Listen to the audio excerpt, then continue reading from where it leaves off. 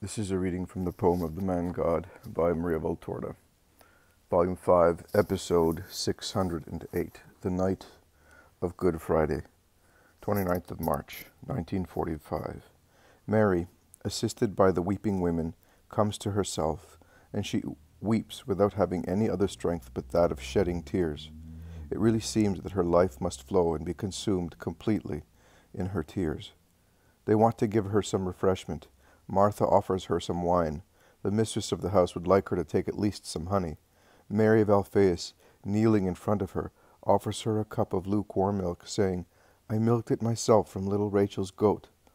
Rachel must be a daughter of the people who live in this house. I do not know whether as tenants or as keepers, but Mary does not want anything. She weeps. She can only weep. And she asks and hears them promise that they will look for the apostles and disciples, for the lance and Jesus' garments, and that at the break of the day, since they do not want to let her go now, they will let her go into the supper room. "Yes, if you calm down a little, if you rest a little, I will take you there," says her sister-in-law. "We shall both go in, and on my knees I will look for every trace of Jesus on your behalf." And Mary of Alphaeus sobs, "But look, here you have the chalice and the bread broken by him and used by him for the Eucharist. Is there a holier souvenir? See, John brought them for you this morning, so that you might see them this evening. Poor John, he is over there and he is weeping and is afraid." "Afraid? Why? Come here, John." John comes out of the shade, because in the room there is only a little lamp placed on the table near the objects of the Passion, and he kneels at the feet of Mary, who caresses him and asks, "Why are you afraid?" And John, kissing her hands and weeping, replies, "Because you are not well. You are feverish and worried, and you are not tranquil, and if you continue so, you will die as he did. Oh, I wish it were true." "No, mother, mamma. Oh, it is more pleasant to say mamma, as I say to my mother. Let me say so. But as I find no difference between you and my mother, and I even love you more than I love her, because you are the mother whom gave me, and you are his mother, so do not make too great a difference between the son born of you and the son who has been given to you, and love me a little as you love him. If it were he who said to you, 'I am afraid that you may die,' would you reply, 'Oh, I wish it were true'? No, you would say that, on the contrary, you would be sorry to go away and leave him, your lamb, in the world of wolves. And do you not grieve for me? Am I so much more lamb than he is? Not through goodness and purity, but through stupidity and fear. If I am left without you, poor John will be torn to pieces by wolves, without uttering a bleat that speaks of his master. Do you want me to die so without serving him? As stupid in death as in life? No, you do not, do you? So, mother, try to calm down, for his sake. Oh, do you not say that he will rise from the dead? Yes, you do, and it is true. Then, when he rises, do you want him to find the house devoid of you? Because he will certainly come here. Oh, poor Jesus, if instead of hearing your cry of love, he should hear our cries of grief. If instead of finding your breast to rest his tortured, glorious head on, he should find your closed sepulchre. You must live to greet him when he comes back. And I do not say to our love, we deserve all kinds of reproach because of our behavior, but to your love, oh, what meeting will it be? And what will he be like? Mother of wisdom, mamma of the most ignorant John, since you know everything, tell us what he will be like when he appears after rising from the dead. The sores of Lazarus' legs were healed, but one could see their marks, and he appeared wrapped in bandages, full of rottenness, says Martha. We had to wash him and wash him over again, adds Mary, and he was weak, and we had to feed him by his order, ends Martha. The son of the widow of Nain looked bewildered, and he was like a child, unable to walk and speak without difficulty, so much so that he gave him back to his mother so that she might teach him to use the gift of life once again. And he himself guided the first steps of Jairus' little daughter, says John. I think that my Lord will send an angel to us to say, 'Come with a clean garment,' and my love has already prepared it. It is the mansion. I could not spin it, but I had it spun by my wet nurse, who is no longer worried about my future, and does not weep any more. I got the most precious linen, and I received the purple from Plautina, and Naomi wove the border, and I made the belt, the bag, and the tallith, embroidering them by night. not to be seen. I learned from you, mother. It is not perfect, but rather than by the pearls forming his name on the belt and on the bag, it is made beautiful by the diamonds of my tears of love and by my kisses. Every stitch is a throb of devoutness for him, and I will take it to him. You will allow me, will you not? Oh, I did not think that they would deprive him of his garment. I am not familiar with the practices of the world and with its ferocity. I thought that I was aware of it. And tears once again streamed down her pale cheeks. But I see that I did not know anything yet, and I was thinking, he will have the garment made by his mother also afterwards. He liked it so much. He wanted it like that. And he had told me such a long time ago, you will make a tunic in such a manner, and you will bring it to me for Passover, because Jerusalem must see me in the purple garment of a king. Oh, that wool, whiter than snow, while I spun it was becoming red in the eyes of God and mine, because my heart was wounded once again by that word. The other wounds, after years and months, if they had not healed, had dried up by dripping blood. But this one, every day, every hour, turned the sword round in my heart. 1 day less, 1 hour less, then he will be dead. Oh, oh, and the yarn on the spindle and on the loom became red. Then it was steeped in the dye for the world, but it was already red. Mary weeps again. They try to comfort her, speaking to her of the resurrection. Susanna asks, what do you say? What will he be like when he rises, and how will he rise? And Mary, bewildered and blinded in this hour of redeeming martyrdom, replies, I do not know anything any more, except that he is dead. She bursts into tears again and kisses the linen cloth that Jesus had round his hips, and she presses it to her heart and lulls it as if it were a baby. And she touches the nails, the thorns, the sponge, and shouts, These are the things that your fatherland gave you, iron, thorns, vinegar, gall, and insults, insults, insults. And among all the sons of Israel, a man from Cyrene had to be chosen to carry the cross for you. That man is as sacred to me as a spouse, and if I knew another one who has helped my son, I would kiss his feet. So no one took pity on him. Go out, go away. It grieves me even to see you, because among all of you, you were not able to obtain even a less cruel torture, useless and idle servants of your king. Go out. She is dreadful in her outburst, standing stiff. She looks even taller with her imperious eyes, her arms stretched out, pointing at the door. She commands like a queen on her throne. They all leave without reacting to avoid exciting her more, and they sit outside the closed door, listening to her moaning and to any noise she may make. But after the noise of a chair pushed aside and of her knees falling on the floor, because she kneels down with her head against the table on which are the objects of the passion, they can only hear her weep unceasingly and disconsolately. She whispers, but in such a low voice that those outside cannot hear her, Father, Father, forgive me. I am becoming proud and bad, but you can see that what I say is true. There were crowds around him, and all Palestine during these festivals is inside the holy walls. Holy? No, no longer holy. They would have remained such if he had breathed his last within them, but Jerusalem rejected him like a nauseating regurgitation. So only the crime in Jerusalem. So only the crime is in Jerusalem. Well, of all the people that followed him, they were not able to gather a handful of men who could impose themselves. I do not mean to save him, because he had to die to redeem, but to let him die without so much torture. They remained in the shade, or they ran away. My heart revolts at so much cowardice. I am the mother, so forgive my sin of proud harshness. And she weeps. Outside, the others are on tenterhooks for many reasons. The master of the house, who had gone out to stroll about curiously, comes back in and brings dreadful news. They say that many people died in the earthquake.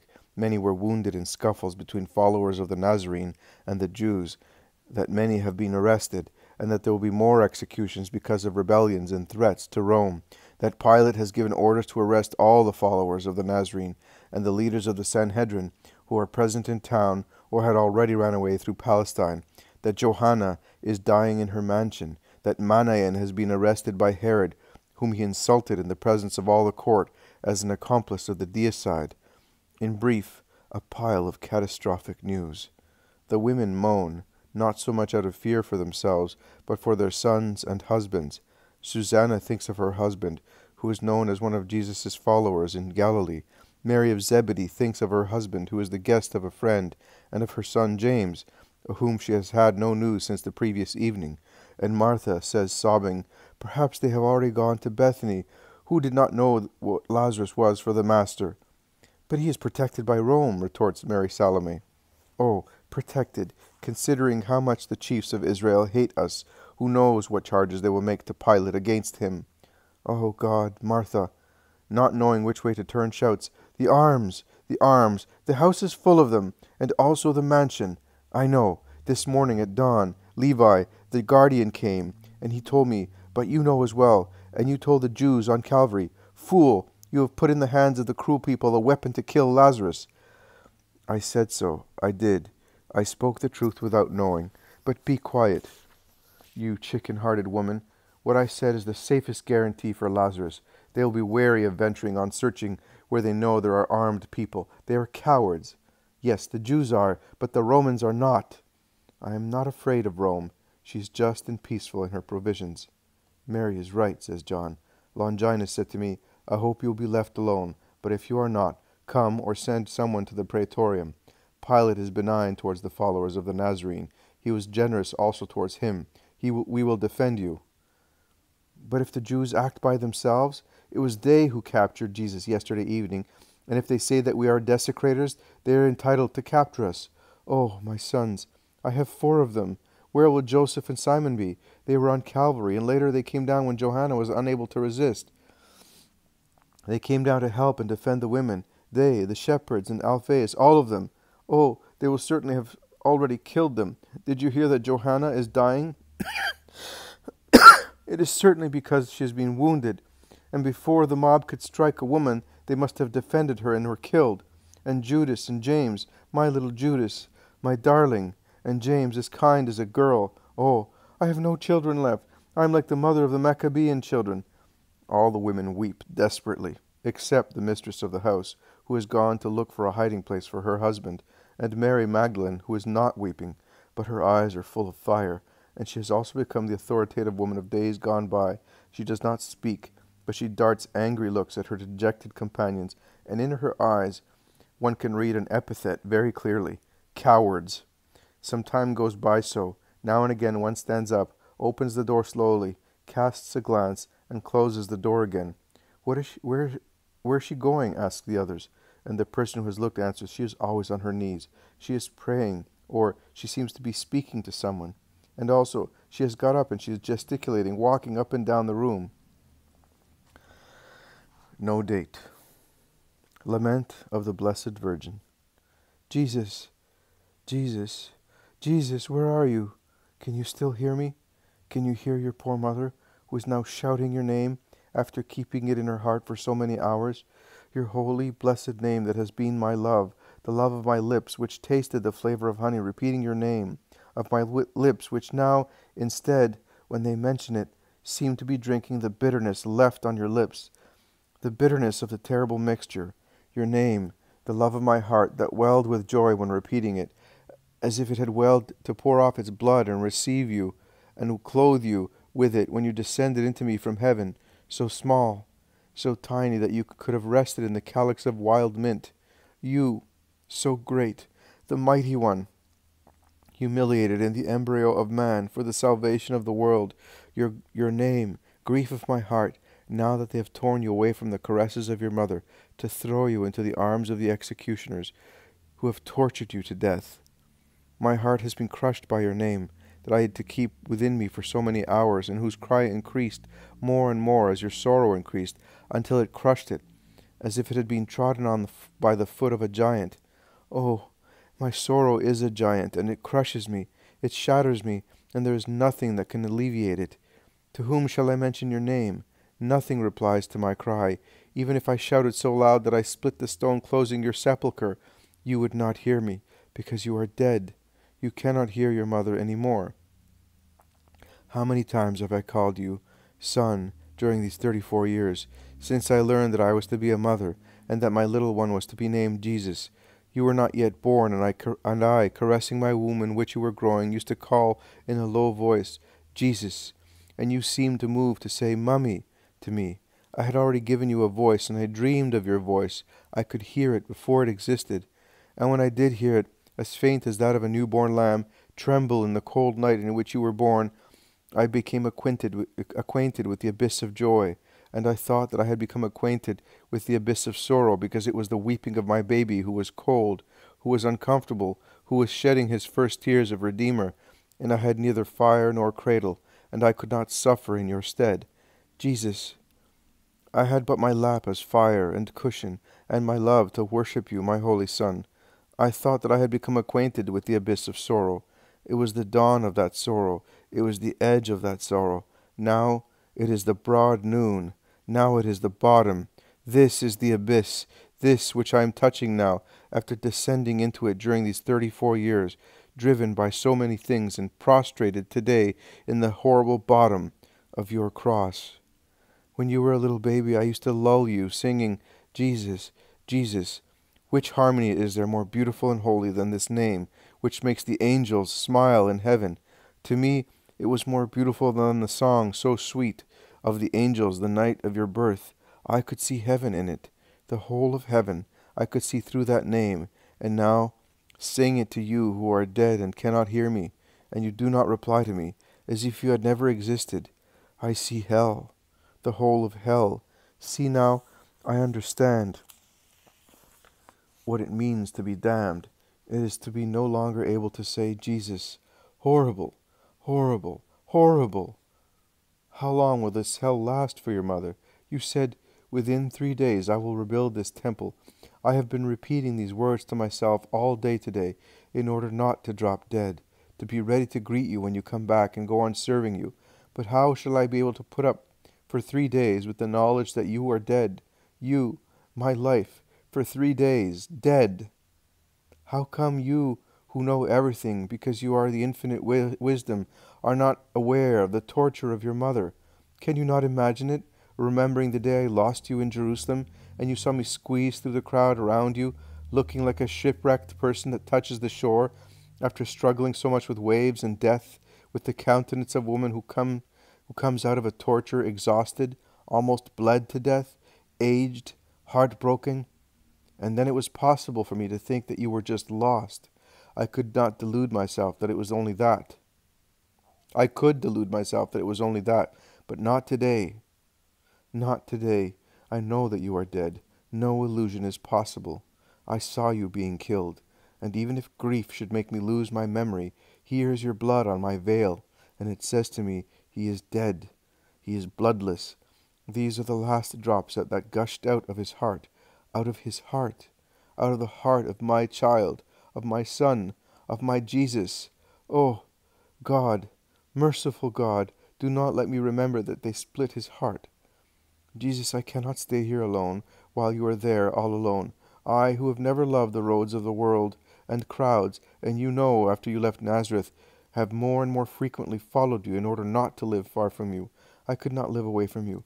I faced oddities and derision. I do not take into account fatigue, because it was obliterated by the joy of seeing you, just to live where you were. And now I am here all alone, and you are there all alone. Why did they not leave me in your sepulchre? I would have sat beside your chilly bed, holding one hand of yours in mine, to make you feel that I was near you. No, to feel that you were close to me. You do not feel anything any more. You are dead. How often have I spent the night near your cradle, praying, loving, taking delight in you. Shall I tell you how you slept with your little fists closed like 2 flower buds near your holy little face? Shall I tell you how you used to smile in your sleep, and certainly remembering your mummy's milk, you made the gesture of sucking while sleeping? Shall I tell you how you woke up and opened your eyes and laughed, seeing me bent over your face, and you stretched your little hands joyfully, as if you were anxious to be taken by me? And how with a little cry as sweet as the trill of a black cap you claimed your food? Oh, I was happy when you clung to my breast, and I felt the smooth tepidity of your cheeks, the caresses of your little hands on my mamma. You could not stay away from your mother, and now you are alone. Forgive me, son, for leaving you alone, for not rebelling for the first time in my life, and for not insisting on remaining there. It was my place. I would have felt less desolate if I had remained near your funereal bed, to arrange your clothes as in days gone by, and change them, even if you could not have smiled at and spoken to me, I would have felt as if it had you again, as if I had you again, as when you were a baby. I would have held you to my heart, in order not to make you feel the chilliness of the stone, the hardness of the marble. Did I not hold you also today? The lap of a mother is always capable of holding a son, even if he is a grown-up man. A son is always a baby for his mother, even if he is one who has been taken down from a cross, covered with sores and wounds. How many wounds, how much sorrow. Oh, my Jesus, so wounded, so wounded, so wounded. No, no, Lord, no, it cannot be true. I am mad. Jesus dead? I am raving. Jesus cannot die. Yes, he can suffer, but he cannot die. He is the life. He is the Son of God. He is God. God does not die. Does he not die? Then why has he been named Jesus? What does Jesus means? It means, it means Savior. He is dead. He is dead because he is the Savior. He had to save everybody, losing himself. I'm not raving. No, I am not mad. No, I wish I were. I should suffer less. He is dead. Here is his blood. Here is his crown. Here are the 3 nails. They have pierced him with them. Men, look with what you have pierced God, my Son, and I must forgive you, and I must love you, because he has forgiven you, because he told me to love you. He made me your mother, the mother of the killers of my child. One of his last words, struggling against the death rattle at his agony. Mother, here is your son, your sons. Even if I were not she who obeys, today I would have had to obey, because it was the order of a dying man. So, Jesus, I forgive. I love them. My heart breaks in this forgiveness and in this love. Do you hear that I am forgiving them and loving them? I am praying for them. Yes, I am praying for them. I am closing my eyes not to see these objects of your torture, to be able to forgive them, love them, and to pray for them. Each nail serves to crucify a will of mine, not to forgive, not to love, not to pray for your executioners. I want to think that I am near your cradle. Also then I prayed for men. But it was easy then. You were alive, and I, although I thought that men were cruel, I never went so far as to think that they could be so cruel to you, who had assisted them excessively. I prayed, and I was convinced that your word would make them better men. In my heart I said to them, looking at them, you are bad, diseased now, brothers. Before long he will speak. Before long he will defeat Satan in you. He will give you the life lost. The life lost. It is you who have lost your life for them. My Jesus, if when you were in your swaddling clothes I had seen all today's horror, my sweet milk would have turned into poison through grief. Simeon said so, and a sword will pierce your heart. A sword? A mass of swords. How many wounds did they inflict on you, son? How many groans did you utter? From how many spasms did you suffer? How many drops of blood did you shed? Well, each of them is a sword in me. I am a mass of swords. There's not a strip of skin on you without sores. In me there's not one that has not been pierced. They pierce my flesh and penetrate my heart. When I was expecting you, I prepared your swaddling clothes and napkins, spinning the softest linen on the earth. I did not mind the price, providing I had the softest cloth. How beautiful you looked in the swaddling clothes made by your mother. Everybody said to me, your child is beautiful, Donna. You were lovely. From the white linen there appeared your rosy little face. Your eyes were bluer than the sky, and your little head seemed enveloped in a golden mist. So fair and soft was your hair. It smelt of blossoms, of almond trees. People thought that I put scent on you. No, my darling. Had but the scent of the swaddling clothes washed by his mother, warmed and kissed by her heart and lips, I was never tired of working for you. And now I have nothing more to do for you. For 3 years you have been away from home. But you were still the aim of my days. I thought of you, of your clothes, of your food. I kneaded flour and baked bread. I looked after the bees to give you honey. I took care of the trees so that they might yield fruit for you. How much you loved the things that your mother brought you. No food of a rich table, no garment of precious cloth was for you like those woven, sewn, taken care of, picked by the hands of your mother. When I came to you, you looked at once at my hands, as you used to do when you were a little boy. And Joseph and I gave you our poor gifts to make you feel that you were our king. You have never been greedy, my child.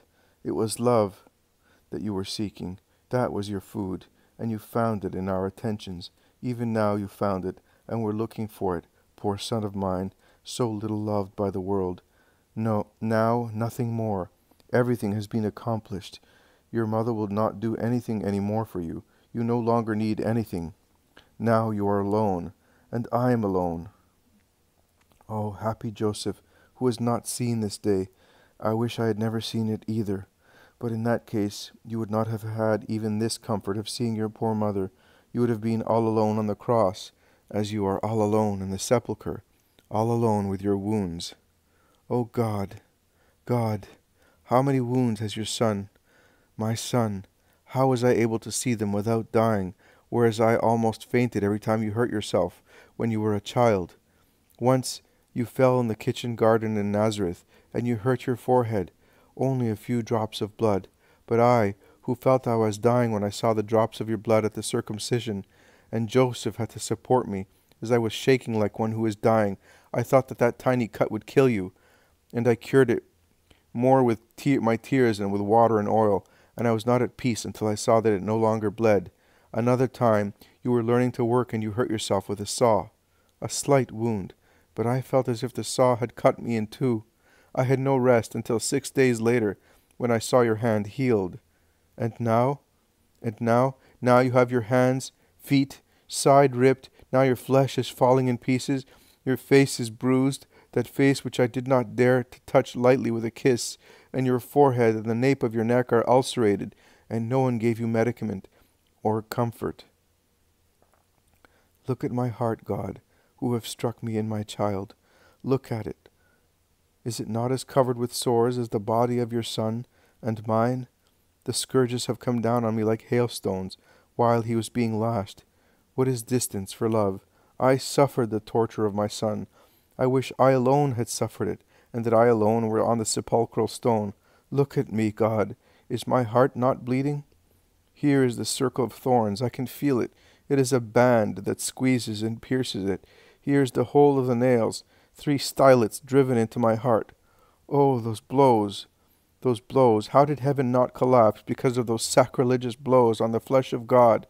And not being able to shout, not being able to rush forward and snatch the weapon from the killers and use it to defend my child, who was already dying, but having to hear and not do anything. A stroke on the nail, and the nail penetrates the living flesh. Another stroke, and it penetrates even more, and another one, and bones and nerves break, and the flesh of my child is pierced, and the heart of his mother. And when they raised you on your cross, how much you must have suffered. Holy Son, I can still see your hand torn by the shock of the drop, and my heart is torn likewise. I am bruised, scourged, stung, struck, pierced like you. I was not with you on the cross, but look at your mother. Is she different from you? No, there is no difference of martyrdom. On the contrary, yours is over. Mine is still on. You no longer hear the false charges. I do. You no longer hear the horrible curses. I still hear them. You no longer feel the bites of thorns and nails. You are no longer parched or feverish. I am full of points of fire, and I am like one who is dying of thirst and delirious fever.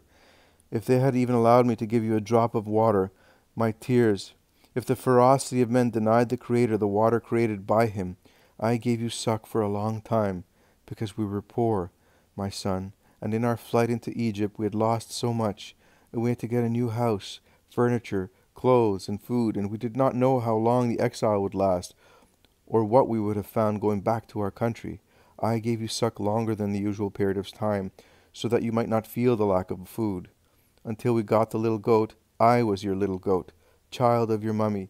You had already had so many little teeth, and you used to bite. Oh, what a joy to see you laugh in your childish games. You wanted to walk. You were so healthy and strong. I held you up for hours and hours, and I did not feel my back break being bent over you, who were taking your first steps, and at each step you would say, Mummy, Mummy. Oh, what a beatitude to hear you sing that name. Also today you were saying, Mother, Mother, but your mother could only see you die. I could not even caress your feet. Your feet.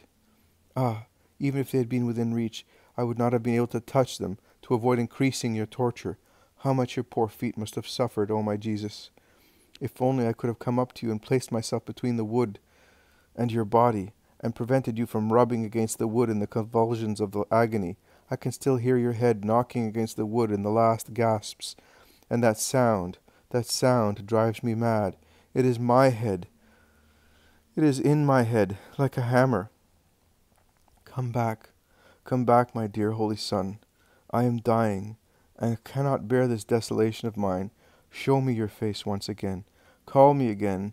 I cannot think that you have no voice, no eyes, that you are a cold, lifeless corpse. Oh, Father, assist me. Jesus does not hear me. Is his passion not over? Is it not all accomplished? Are these nails, these thorns, this blood, these tears of mine not sufficient? Is still more required to heal man? Father, I am mentioning the instruments of his sorrow and my tears, but that is the least important. What made him die tortured in a superhuman manner was your abandonment. What makes me shout is your abandonment. I cannot hear you any more. Where are you? Holy Father, I was the full of grace. The angel said, Hail Mary, full of grace, the Lord is with you, and you are blessed amongst all women. No, it is not true. It is not true. I am like a woman cursed by you for her sin. You are no longer with me. Grace has withdrawn, as if I were a second Eve, sinner. But I have always been faithful to you. In what have I displeased you? You have dealt with me as you liked, and I have always said to you, Yes, Father, I am ready. So, can angels lie? And Anne, who assured me that you would give me your angel in the hour of sorrow, I am alone. I no longer have grace in your eyes. I no longer have you. Grace in me. I no longer have an angel. So, do saints lie? In what have I displeased you? If they do not lie, and I have deserved this hour. And Jesus, what wrong has your pure, meek Lamb done? In what have we offended you to deserve the incalculable torture of your abandonment, in addition to the martyrdom given by men? He, above all, he was your Son, and he called you with that voice that made the earth shudder and shake in a sob of pity. How could you abandon him all alone in such a torture? Poor heart of Jesus, who loved you so much, where is the sign of the wound of his heart? Here it is. Look, Father, at this sign. This is the impression of my hand that entered the gash of the lance thrust. Here, it cannot be erased either by the tears or by the kisses of his mother, whose eyes are dry through weeping and whose lips are consumed through kissing. This sign shouts and reproaches. This sign cries to you from the earth more than Abel's blood. And you, who cursed Cain and revenged yourself on him, did not intervene on behalf of my Abel, already bled by his Cains. And you allowed this last outrage. You crushed his heart with your abandonment. And you allowed a man to strip him so that I might see him and be crushed. With regards to me, it does not matter. It is for him that I ask and call you to answer. You should not have done that. Oh, forgive me, Holy Father. Forgive a mother who is mourning her child. He is dead. My son is dead, dead with his heart rent. Oh, Father, have mercy. I love you. We have loved you, and you have loved us so much. How did you allow the heart of our son to be rent? Oh, Father, have mercy on a poor woman. I am blaspheming. Father, I, your servant, your non-entity, dare reproach you. Have mercy. You have been good. The wound, the only wound that did not hurt him, is this one. Your abandonment served to make him die before sunset, avoiding other tortures. You have been good. You do everything for a purpose of good. It is we creatures who do not understand. You have been good. You have been good. O my soul, repeat that word to remove the sting of your suffering from your suffering. God is good and has always loved you, my soul. From your cradle to the present moment, he has always loved you. He has given you all the joy of the time. all of it. He has given you himself. He has been good, good, good. Thank you, Lord. May you be blessed for your infinite goodness. Thank you, Jesus. I say thank you also on your behalf. This wound at least was not felt by you. Son, I only felt it in my heart when I saw yours opened. Your lance is now in my heart, and it rummages and tortures, but it is better so. You do not feel it.